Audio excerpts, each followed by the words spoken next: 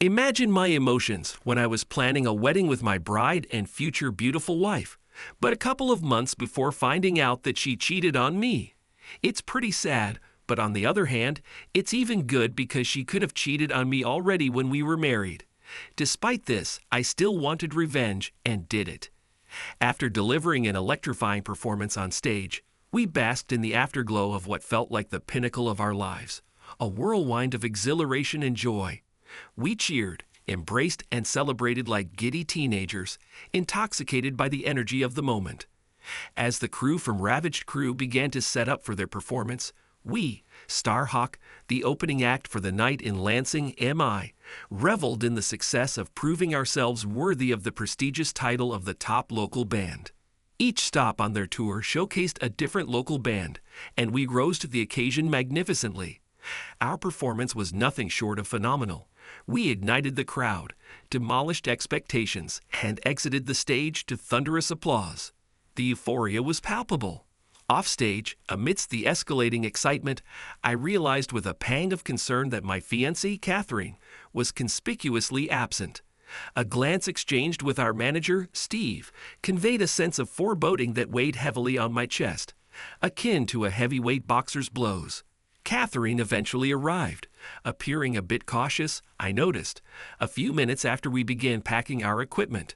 Her makeup appeared flawless, as if freshly applied, but her hair seemed slightly disheveled, a rarity in Catherine's world. I sensed she was in a hurry to join our gathering. Flushed and breathing heavily, she leaned in for a brief kiss on the lips. I caught a whiff of forbidden plants, aftershave, and cheating coming from her before she quickly pulled away. She didn't mention our successful performance, likely because she hadn't witnessed it, I concluded swiftly. We packed up our equipment and waited backstage, quietly listening to Ravaged Crew perform. I had to admit, they were an incredible band, and I hoped that one day we could reach their level of success and earn as much money as they did. I noticed their drummer, Bobby Lee, glancing over at Catherine several times, even giving her a wink once or twice. When he caught me observing him, he smirked arrogantly, not bothering to conceal it. I suppose when you're Bobby Lee, you believe you can get away with anything. At this stage in their career, Ravaged Crew was on the brink of becoming legendary. Bobby Lee himself was already a legend, known not only for his drumming skills, but also for his reputation as a ladies' man with a well-endowed physique. It was widely known that Bobby Lee had been intimate with several A-list actresses and could effortlessly charm women with a snap of his fingers. I couldn't help but wonder if he even needed to snap his fingers to win over Catherine. I approached Steve slowly. He paid no attention to me for about half a minute, gazing straight ahead, before finally acknowledging me. "She left the tour bus just after your performance," he murmured to me. Bobby Lee came out a few minutes earlier, all dressed up for the show. That goofy grin plastered on his face. She probably had to tidy up a bit. Damn. I know, not very eloquent, but it was all I could muster at the moment. Our crew departed shortly before intermission and ended up at our usual spot for celebrating, the State Street Bar and Grill. The crowd was thin since many of the regulars were at the concert. We were greeted like returning champions as we entered. It seemed like everyone in the bar knew someone who had attended the concert, and those who were there were busy texting and snapping photos from our performance. Despite the turmoil inside me, I tried to maintain a calm exterior as I needed time to strategize my next move. I didn't have to avoid Catherine because apparently she was feeling guilty enough to keep her distance, trying not to make it too obvious. I found the secluded corner at the distant end of the bar, enjoying a sip of Angel Envy Rye. It's pricey stuff, but after a successful performance on stage tonight, the smooth amber liquid felt worth every penny. As I glanced up at the large clock on the wall, I pondered how quickly things had unraveled. In less than 3 hours, we had finished our sound check with plenty of time to spare before our set, when Vince Null, the bass player for Crew, invited the band, along with our partners, onto their tour bus for a pre-show gathering of tequila. I was aware that the crew members were interested in our female companions. Who wouldn't be? They were all stunning. Take my wife, Catherine, for example. She's a 505, Grecian beauty with long, dark brown hair, olive skin. Tonight, she had dressed to impress in a snug cornflower blue dress that hit mid-thigh, paired with matching heels. The members of our group got off the tour bus 10 minutes before the start of our performance. Our companion stayed at the invitation of the guys from the film crew. Jay, our lead guitarist, and I felt awkward about it, but all four of our women reassured us, saying that everything would be fine and they would stay for a while. "Are you guys sure?" Jay asked. All four of them nodded in agreement. We went to get ready. "Damn it," I muttered as I left the bar, got into the car, and headed home. Without his bride. It was only 5 minutes after returning home before our home phone rang. "Guess who?"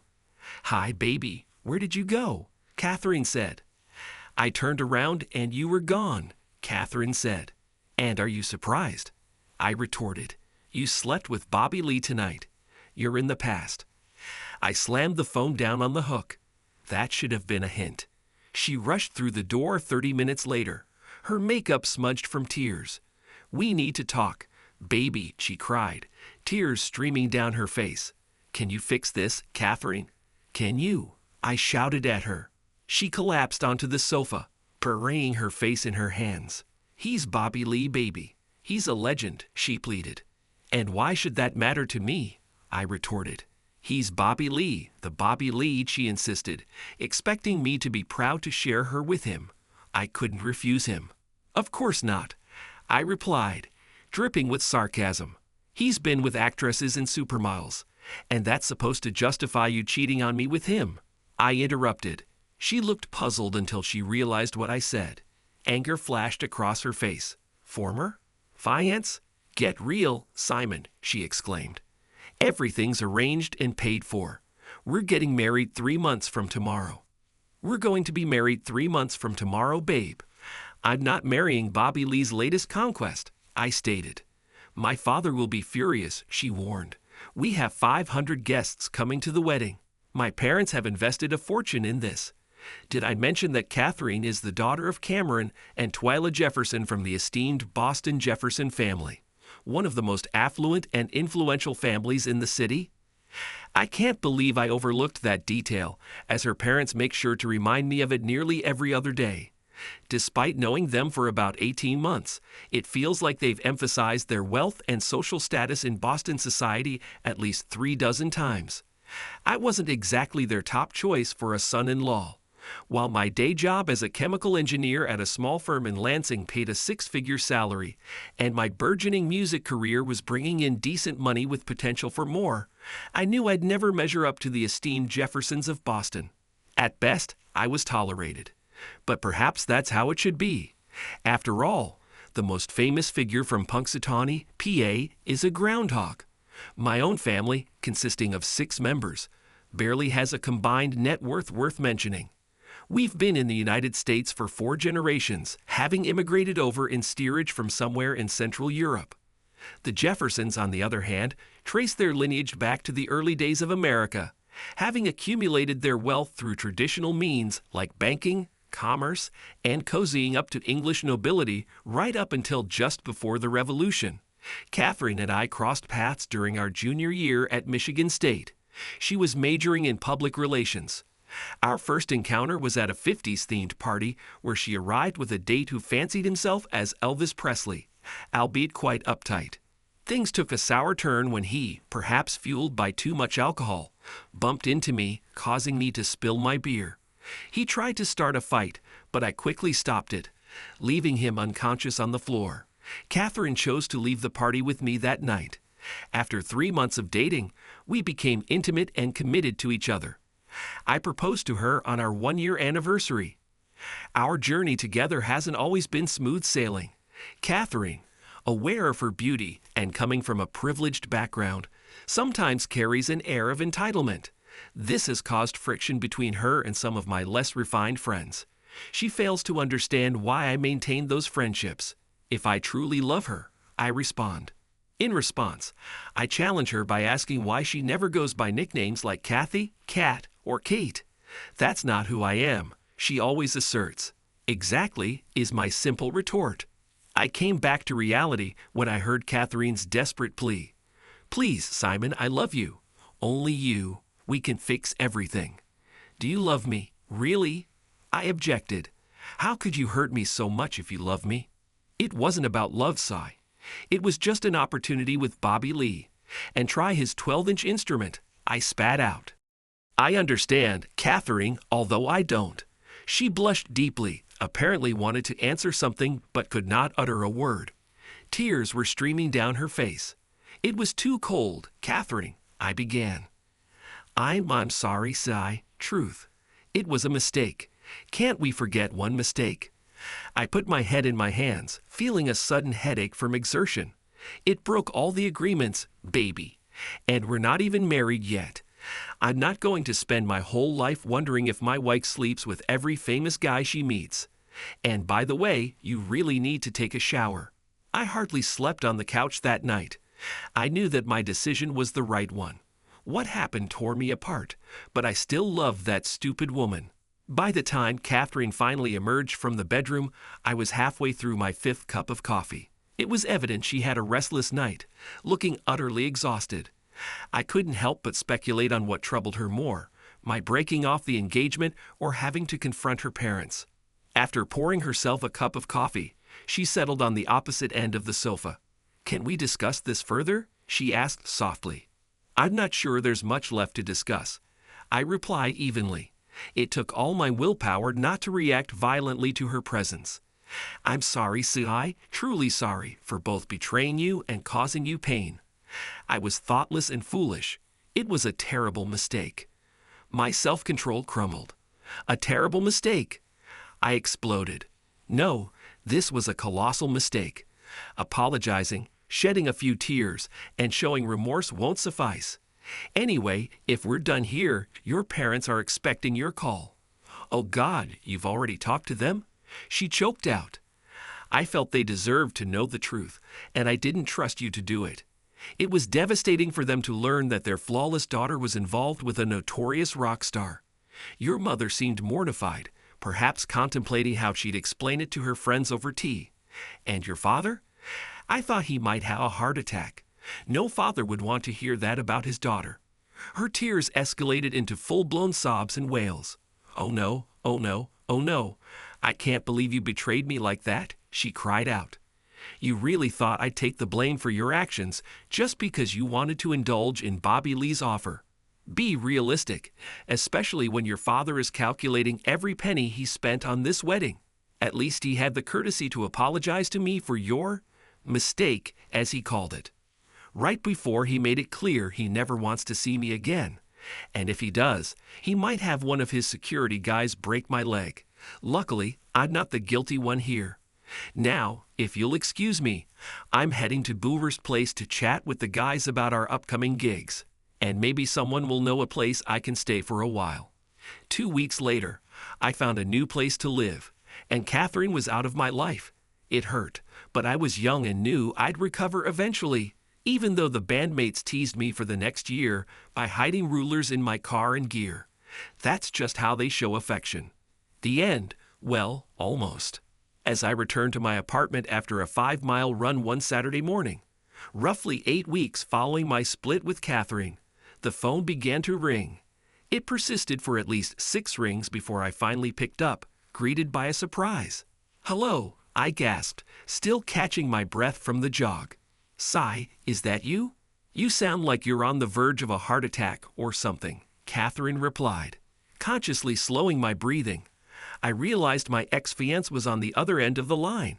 We hadn't spoken since I moved out following our broken engagement due to her infidelity. I wasn't thrilled to hear her voice.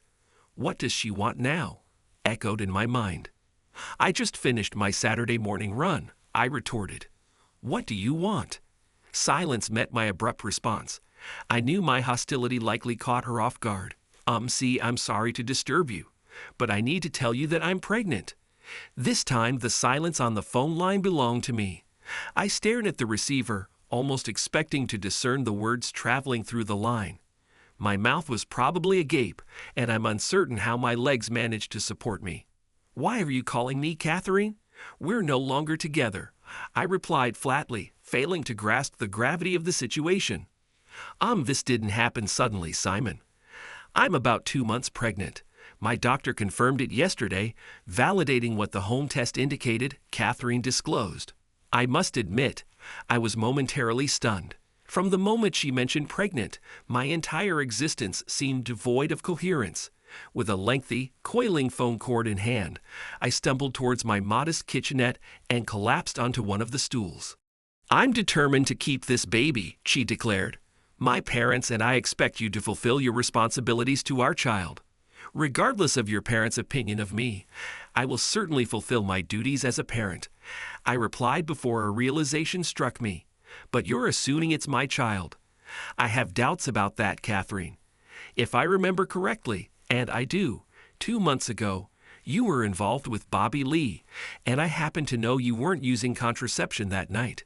I checked your nightstand drawer when I got home that night, out of anger and curiosity.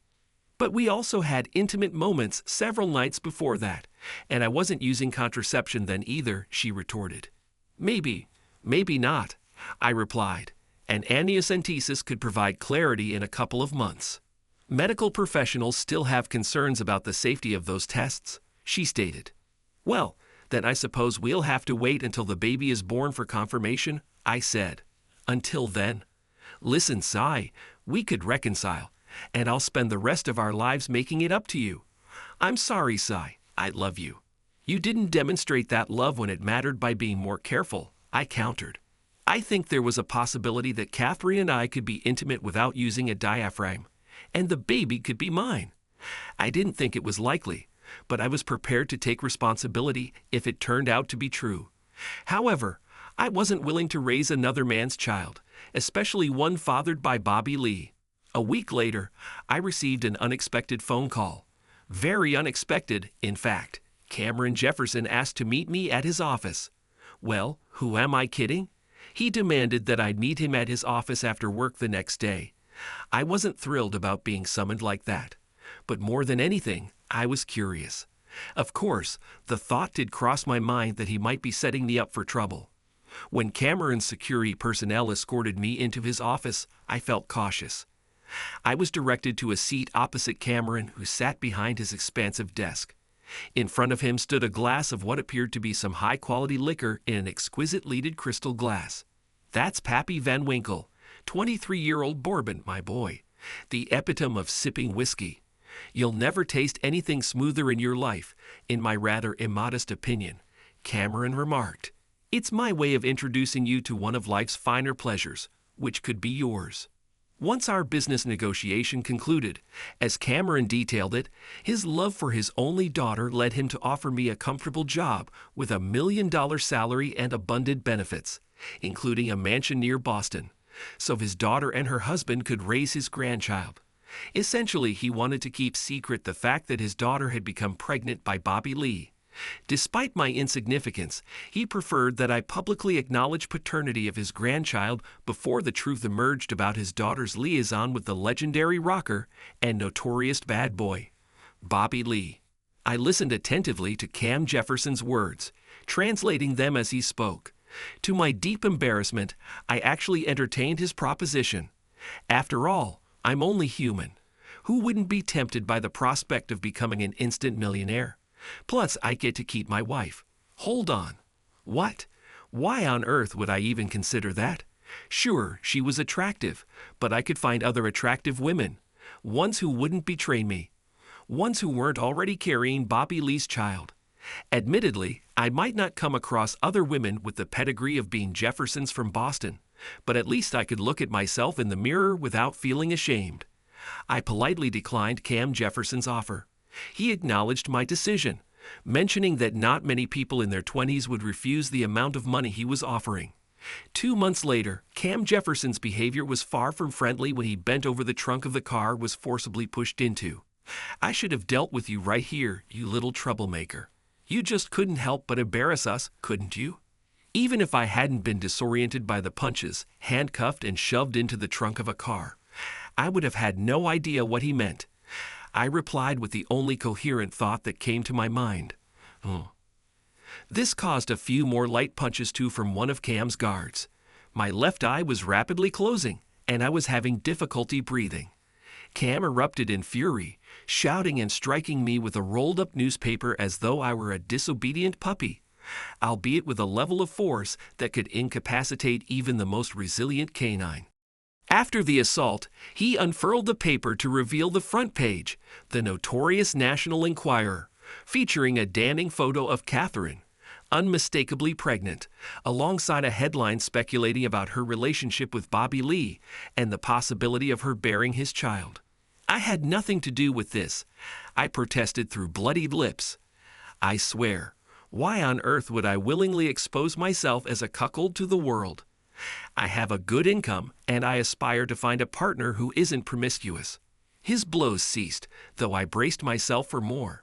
Several tense moments passed before I dared to open my eyes, finding Cam pacing behind the vehicle. "Damn, that actually makes sense," he conceded at last. "It's probably one of those other guys in the band, or maybe one of their significant others. I'll look into it. You guys take him to the nearest hospital, and make sure to send me the bill." One of the thugs yanked me out of the trunk and forcibly placed me in the rear seat of the car. I left a trail of blood on the leather upholstery as they drove me to the hospital and left me there without a word of apology. And just to address any speculation, no, I didn't attempt to have Cam arrested, as if that would have been feasible in Boston. Moreover, Cam had bigger problems to worry about than the threat of arrest for assault. The media had a field day for 6 months at Catherine's expense, treating her as if she were a wannabe Kim Kardashian. I can only imagine the toll it took on her mother, Twyla, who prided herself on being a Bostonian Jefferson through and through. I'm certain she made Cam's life miserable during those 6 months. He truly deserved it. Catherine returned to Boston shortly after the scandal broke. She married and divorced 3 times and had 4 children with 4 different men, one of whom turned out to be Bobby Lee. It's been a while since I left Catherine, and I haven't been seeing anyone regularly. Then, one Friday night before our concert, one of the guys from the band opened People magazine to a photo of Bobby Lee and his latest fascination with my gear. The joke was tired, but guys have their ways. We milk a joke dry before letting it go. Haha, guys, real knee slapper. I'm laughing so hard I might burst a gut. I quipped as I reached for the magazine, intending to toss it aside. But as I glanced at the photos in the story, something caught my eye. Not that I cared much about Bobby Lee's romantic escapades, but it was the third photo that grabbed my attention. Bobby Lee, the family man, posing with his girlfriend and his mother. A stunning woman to say the least. Bobby Lee's mom was a knockout in her 50s with long blonde hair, piercing blue eyes, and a figure that would make women half her age envious. Damn. Even the guy's mom is hot, I muttered to myself. I slipped the magazine into my bag, sporting a grin reminiscent of the Grinch's after raiding Whoville of its toys. Over the next month, I delved into some research on Bobby Lee, or rather his family, who, as it turned out, resided in Columbus. Laura Nostrand, also known as Moms Lee, had divorced Carl Nostrand, or Pops Lee, years ago. Their marriage of 2 decades ended due to Carl's attempts to emulate his son's promiscuous lifestyle. A glance at Laura's photos revealed a woman aware of her enduring attractiveness at 52. Her attire boasted shorter hemlines than the typical soccer mom's, accentuating her ample cleavage without reservation. The more I scrutinized those images, the more I reluctantly acknowledged my own attraction, until a realization struck me like a sudden blow. Both my bandmates and colleagues expressed regret at my transfer to the Columbus office. I feigned sadness too, but truthfully, I was rather pleased. With the promotion came a substantial raise. Plus, 2 months later, I had a date lined up with none other than Laura Nostrand. Encountering Laura seemed like pure chance. She and her friend Sue Jacoby were out for drinks at a local hotspot where Laura was a familiar face as the mother of Bobby Lee. I had anticipated her appearance based on my research, and when they arrived around 8 o'clock, I promptly sent drinks to their table. They acknowledged me with a nod, but I remained at the bar until Laura approached me. "You're either the most audacious guy around, or your eyesight might need some adjustment," she remarked in a voice oozing with allure. "We're both old enough to be your mothers, yeah, but if my mom ever resembled you two, I'd be in big trouble." I replied as sincerely as possible. "Oh, please," she chuckled. "You're the most audacious guy ever." I spent the remainder of the evening in the company of the two women, thoroughly enjoying myself. It seemed evident that they were also having a good time. Before parting ways, I exchanged numbers with Laura and received assurance that they would join me again at the restaurant the following Friday night. On the subsequent Friday, I was quite certain that Laura had dressed with me in mind. Her black dress, cut to mid-thigh, draped elegantly over her hips. She wore a black lace bra, which, much to everyone's notice, was prominently displayed throughout the evening. Sue's attire was more understated, perhaps intentionally so, as she played the role of a supportive friend or wingwoman, staying somewhat in the background.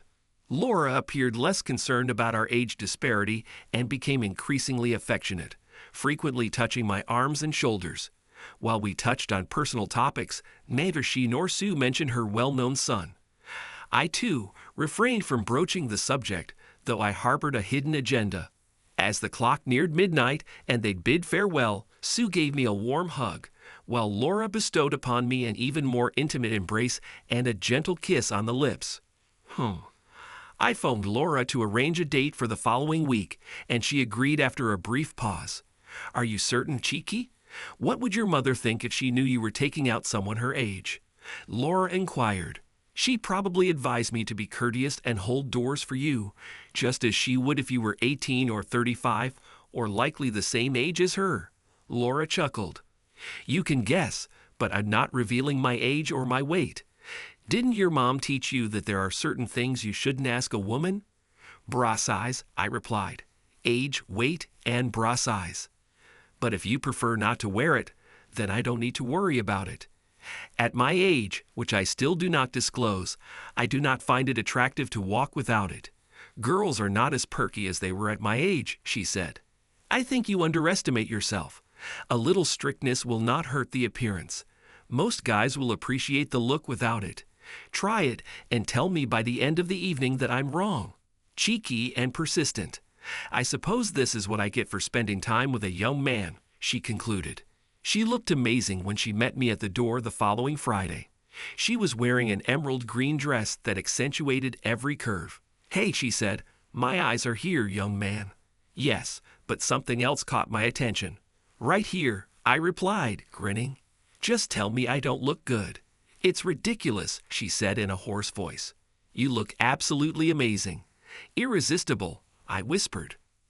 I tried my best to impress Laura, starting with dinner at Pasqualone's, the best Italian restaurant in Ohio. Then we went to Swing Columbus, a lively jazz and blues club with a dance floor. I may not be the best dancer, but I can keep up, and I knew that most women like to dance. She seemed to be having a great time. I also found that she appreciates good spirits, savoring the 18-year-old Glenmorangie single malt, as it should be pure and delicious. We conversed throughout the evening, yet the topic of her famous son never arose. I also refrained from mentioning my profession as a musician. It might have been the most enjoyable date I've ever had. As the evening concluded, I received a gentle kiss on the lips and plans for another date the following Saturday. Our subsequent date extended into Sunday afternoon. While we initially planned for dinner and dancing, she suggested we return to her place for drinks and dessert instead. I openly admired her figure and didn't feel the need to conceal my gaze. She coyly smiled each time she caught me staring, which happened frequently. "You're quite the confidence booster for an older woman. Did you know that?" she remarked at one point during the evening. "Just doing my part," I responded. We shared approximately half a bottle of Glenfiddich 18-year-old single malt whiskey, complemented by her homemade New York-style cheesecake. To my surprise, she also had a talent for baking. During our conversation, she casually mentioned that her son was Bobby Lee, the renowned drummer of Ravaged Crew. I feigned astonishment, having previously mentioned my own involvement in music as a part-time musician. However, she soon revealed the truth about her son. I confessed that we had crossed paths briefly years ago when I resided in Michigan. I expressed my admiration for Ravaged Crew, which was genuine until an undisclosed incident involving my fiancé. We ended up in her bed. At first, she was a little shy about her body, given her advanced age. But she quickly overcame this as soon as she saw that I found her body attractive. We had a great night. I awoke in the embrace of an extraordinary woman, a goddess in her own right.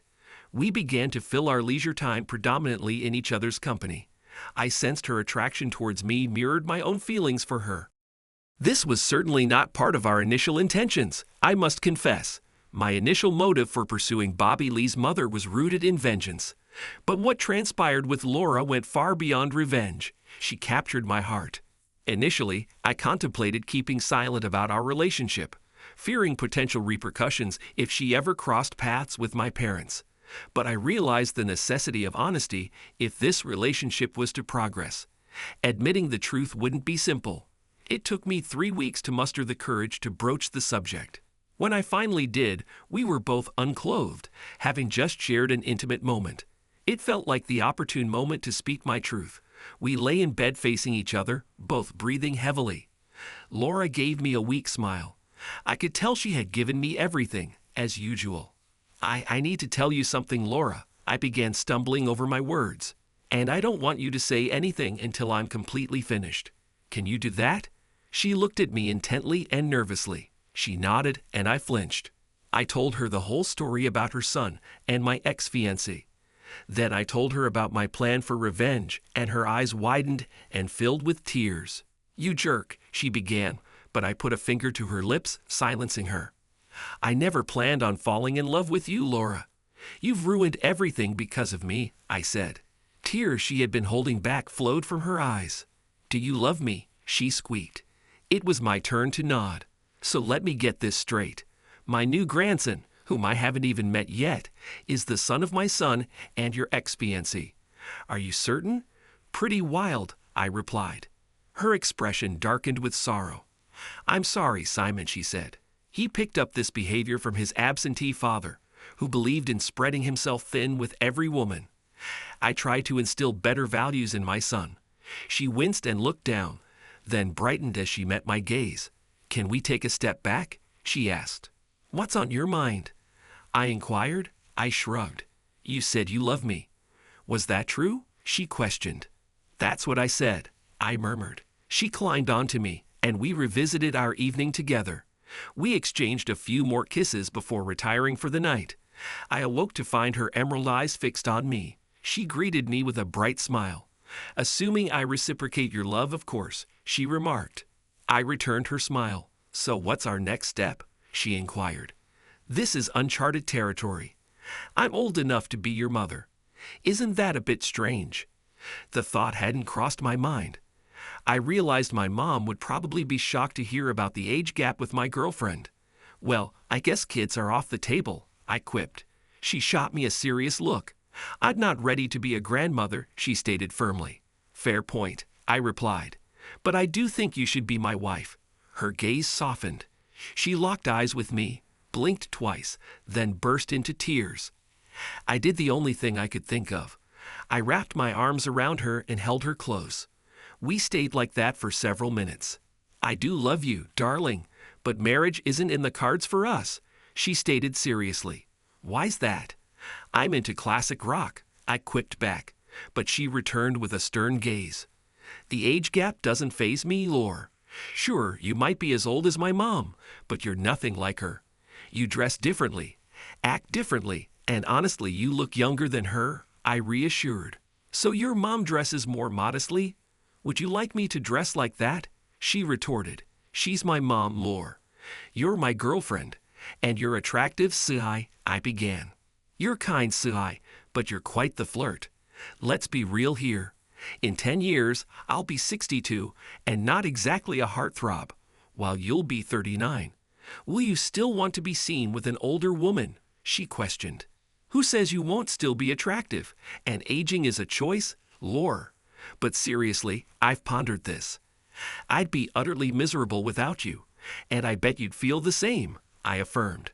Yeah, but that doesn't necessitate marriage, Suhai. We can cohabit. It's the norm these days, she suggested. Now it was my turn to give her a firm look. That's not how I see it, Lore. I want you as my wife, my partner for life, my everything. She stared at me in disbelief, shaking her head. I nodded mine.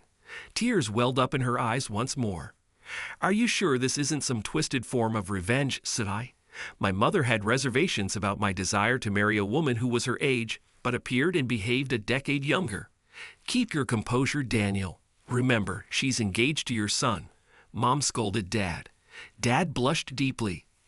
I'm not as bad as the guy who stole C's first fiancée. He quickly retracted. Laura was taken aback. She blushed and stumbled through her own apology for her son. Dame. I didn't plan on explaining all of that, I muttered. We had a small wedding with only a handful of friends and family. Yes, she invited her famous son, who attended the wedding. When Laura introduced us, I could sense he didn't remember me at all. I chose not to mention anything because I had moved past seeking revenge, but Laura couldn't resist bringing it up. You and Bobby have at least two things in common, she remarked, catching his eye. You're both musicians, and you both had relations with the same woman, though Simon had the foresight not to get her pregnant.